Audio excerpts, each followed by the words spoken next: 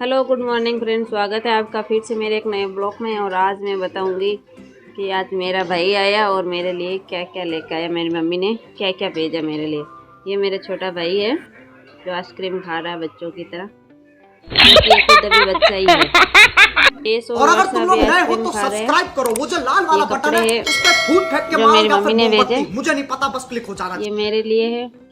जेस और वर्षा पूरा परिवार के लिए ये सत्तू है। ये जेस और वर्षा की ड्रेस है, ब्राह्मणी की है, सासू जी की है, और एक जोड़ी पायजब है जो कि मेरे तीज का उद्यापन है, इसीलिए ये मेरी मम्मी ने तीज पर भेजा। और मेरा भाई अब जा रहा है वापिस। मैं लगाऊंगी मेहंदी और वर्षा और जेस भी जा रहे हैं, मतलब थोड़ा घूमने के लिए जा रहे हैं, गाँव नहीं जा रही है। आई ये सातू भेजा, इतनी अच्छी डेकोरेट करके भेजा मेरी मम्मी ने। और ये 16 कटोरियाँ हैं और 16 भी लड्डू है। 16 सुहागनों को देना, जो व्रत करती है उसी को ही देते हैं, जो व्रत नहीं करती है उसको नहीं देते हैं। हाय इतना सुकून। की संस्कृति के अनुसार हर एक महिला को ये व्रत करना, सुहागन को जरूरी है और उद्यापन करना भी। अब मैं मेहंदी लगा रही हूँ। एक दिन पहले आया था मेरा भाई, फिर दूसरे दिन तीज है तो काम रहता है, तो पहले दिन ही बुला लिया। और अब मैं जाऊँगी मंदिर गौरी शंकर की पूजा करने के लिए।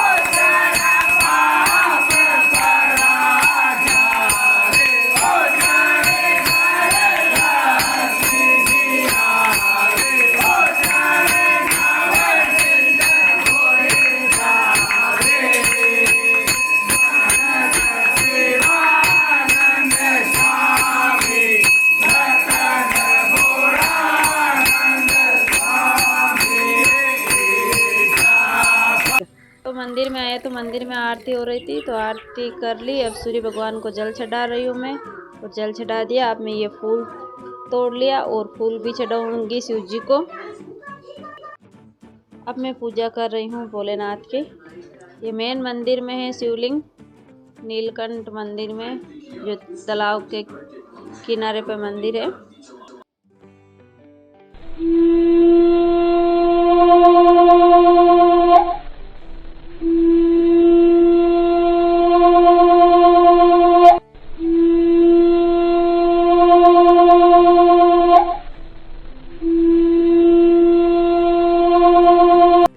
तो शाम की टाइम हो गई, अब मैं तैयार हो रही हूँ। तैयार होकर मैं पूजा करूँगी नीमड़ी माता की और तीज माता की।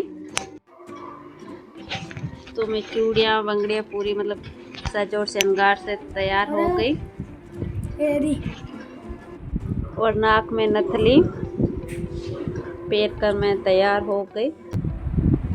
हेलो फ्रेंड्स, अब मैं तैयार हो गई। अब मैं करूँगी पूजा और तीज माता की। तो मैं आज आपको दिखाऊंगी तीज माता की पूजा कैसे करते हैं।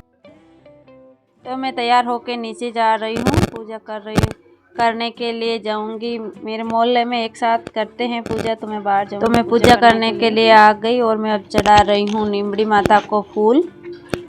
अब मैं माला चढ़ाऊंगी। माला पेरा तो नहीं सकती हूँ, यहाँ पर लेना है गाय का दूध सींच दिया। अब पास में टिक्की लगाऊंगी और नारियल के अंदर फूल सींचना चढ़ा रही हूँ। तो मैं अब पूजा हो रही है मेरी, और अब मैं नीमड़ी माता को चुनरी ओढ़ाऊंगी, जो मेरी मम्मी ने गोटा लगा के बेची है। क्योंकि हर मोहल्ला में अलग अलग तरीके से पूजते हैं और अलग अलग नीमड़ी माता बनाते हैं। माता को ओढ़ाऊंगी। अब सुहागनों एक साथ इकट्ठी होकर पूजा चुनरी। अब मैं नीमड़ी माता का मौली से झूला लगाऊंगी। मौली और मेहंदी से दीवार पर लगाते हैं, क्योंकि हर सुहागन तीज पर झूला झूलती है, तो नीमड़ी माता के लिए भी झूला डालती है। तो ये मैं झूला लगा रही हूँ नीमड़ी माता के लिए और तीज माता के लिए।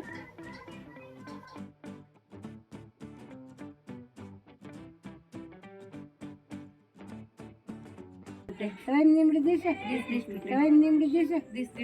Kalian nimri dise. चीर देखो चीर। कलियां में चीर दी के। अंगुली मत। कलियां में चीर दी के ठीक है नहीं।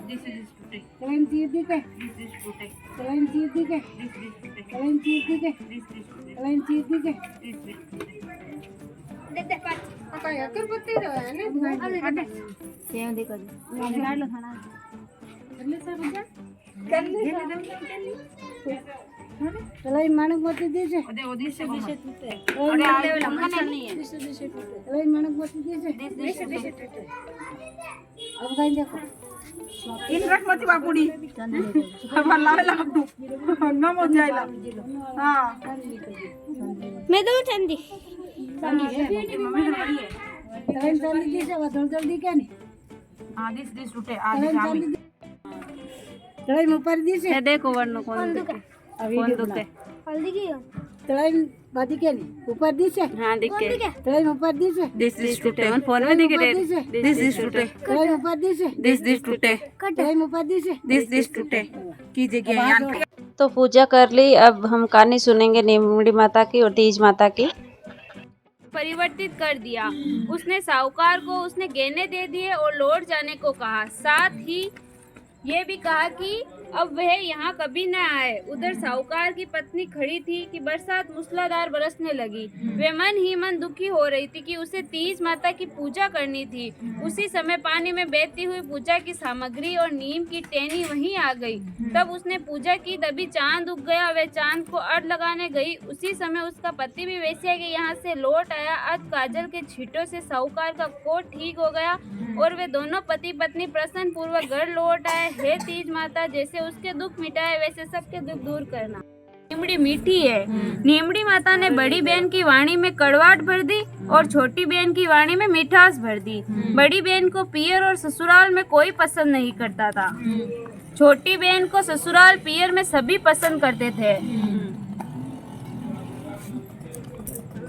बड़ी बहन बहुत परेशान थी, सोचती मैं तो सबसे अच्छा व्यवहार करती किंतु मुझे कोई पसंद नहीं करता, सब मेरी छोटी बहन को ही पसंद करते। बड़ी बहन ने किसी बुजुर्ग महिला से पूछा तो उसने बताया कि तीज के व्रत को नीमड़ी पासते समय तुम ये कह देती हो कि नीमड़ी कड़वी है, इसीलिए तुम सबको कड़वी लगती। उसके बाद जब तीज का व्रत आया तो बड़ी बहन ने भी कहा नीमड़ी मीठी है। तब से वह भी सबको मीठी अर्थात अच्छी लगने लगी। बोलो नीमड़ी माता की जय हो। नीमड़ी माता की कहानी। एक सास बहू थी, बहू के कोई संतान नहीं था।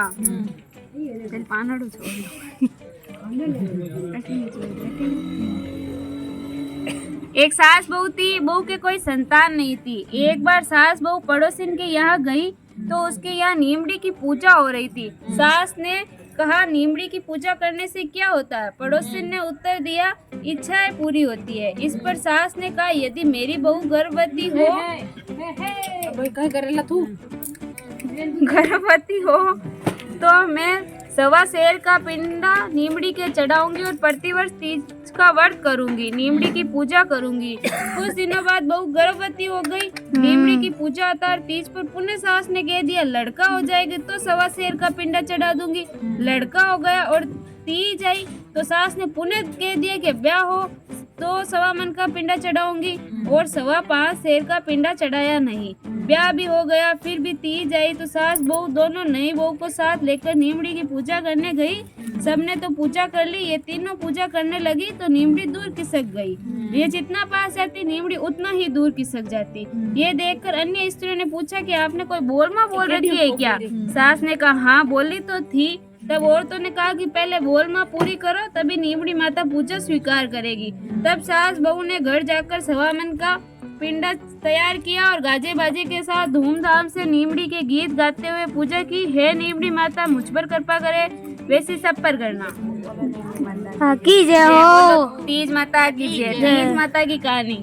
एक साहूकार था उसके 7 बेटे थे। सत्तू तीज का दिन आया, 6 बेटों की बहुओं के पियर से तो सत्तू के पिंडे आए। 7वीं अदार सबसे छोटी बहू के पियर नहीं था तो उसे पिंडा नहीं आया। उसने अपने पति से कहा, मैंने सातुड़ी तीज का व्रत किया है, मुझे पिंडा लाकर दो। सबके तो पियर से आया है। साहूकार गरीब था, शेष सभी भाइयों के पास धन था। अब वे साहूकार का लड़का हलवाई की दुकान में चोरी करने घुसा। वे वहाँ चने की दाल पड़ी थी, भट्टी में आँच भी थी। उसने दाल को भट्टी पर सेका, वही चक्की भी पड़ी थी। अब वह दाल को पीसने लगा। चक्की चलने की आवाज से दुकान का मालिक जाग गया, उसे पकड़ लिया। तब साहूकार के बेटे ने कहा कि मैं कोई चोर नहीं हूँ, आज मेरी पत्नी का सातुड़ी तीज का व्रत रखा है, उसके पियर नहीं है, इसीलिए उसे पिंडा नहीं आया और मैं गरीब हूँ। केवल 1.25 सेर सत्तू का पिंडा बनाकर ले जाऊंगा, फिर तुम चाहे मुझे मारो या दरबार में पकड़वा देना। इस पर दुकान के मालिक ने कहा कि तुम घर जाओ, हम सुबह पिंडा भिजवा देंगे। तुम्हारी पत्नी को हमने बेटी मान लिया। दूसरे दिन 1.25 सेर का पिंडा, वस्त्र आदि दुकान के मालिक साहूकार के घर भिजवा दे। उसने उसकी सभी जेठानियां देखकर ईर्ष्या करने लगी। उसके तो 1.25 सेर का पिंडा और बहुमूल्य वस्त्र आदि आए। सास ने पूछा, तू तो कहती है कि मेरे पियर नहीं है, तो फिर ये इतना सब कहाँ से आया? बहू ने उत्तर दिया कि ये मेरे धर्म के माता पिता ने भेजा है। उसको तीज माता ने पियर दिया, जैसा सबको देना। बोलो तीज माता की जय हो। ये दिन लुके हैं है ना? ऐसा क्या मोटर तो जी की कहानी। एक ब्राह्मण था, वे सुबह जल्दी उठकर गंगा जी में नहाता था और विनायक जी की पूजा करता था, परंतु उसकी औरत को पूजा आरती अच्छी नहीं लगती थी। वे गुस्से में आकर कहती कि दिन निकलने से पहले पूजा करने बैठ जाते हो, मैं कैसे झाड़ू लगाऊं, मैं कैसे काम करूं, बीच में तुम बैठे हो। परंतु वे पूजा करते समय कुछ नहीं सुनता। एक दिन ब्राह्मण तो गंगा जी गया हुआ था, तो उसकी ब्राह्मणी ने विनायक जी की मूर्ति छुपा दी। ब्राह्मण ने आकर पूछा कि मूर्ति कहाँ गई? उसने बताया नहीं कि मुझे क्या पता। तब उसे ब्राह्मण ने रोटी पानी ग्रहण नहीं किया और कहा कि मैं तो पूजा करके ही रोटी खाऊंगा। तब ब्राह्मणी ने बहुत कहा, खाना बन गया, खा लो, परंतु ब्राह्मण ने नहीं खाया और रोने लगा। ब्राह्मण ने रोते देख एवं दोनों की लड़ाई देखकर वह मूर्ति हंसने लगी और तब गुस्से होकर उसकी औरत बोली कि वह मूर्ति हंस रही है। तब ब्राह्मण ने मूर्ति की पूजा की। मूर्ति बोली, बहुत दिन हो गए तूने मेरी सेवा की, इसलिए तू मांग। तब ब्राह्मण बोला कि अन्न मांगू, धन मांगू, सारी दुनिया के सुख मांगू। तब विनायक जी के ब्राह्मण को सारा सुख अन्न धन दे दिया है। विनायक जी महाराज, जैसा ब्राह्मण को सुख दिया है वैसा ही कहानी कहने वाले को सुनने वाले को देना। बोलो विनायक जी महाराज की जय हो। बोलो तीज माता की जय हो। बोलो नीमड़ी माता की जय हो। सुन ली 4 कहानियाँ की थी प्रियंका जी ने, और चांद भी उग गया तो अर्घ देंगे, अर्घ दे के फिर खाना खाएंगे। तो 1-2 फोटो भी ले लेते हैं चांद के साथ में। और मैं ब्लॉग यहीं एंड करती हूँ। आप लाइक करना, शेयर करना और नए हो तो सब्सक्राइब करना। Thank you, bye. मिलते हैं नेक्स्ट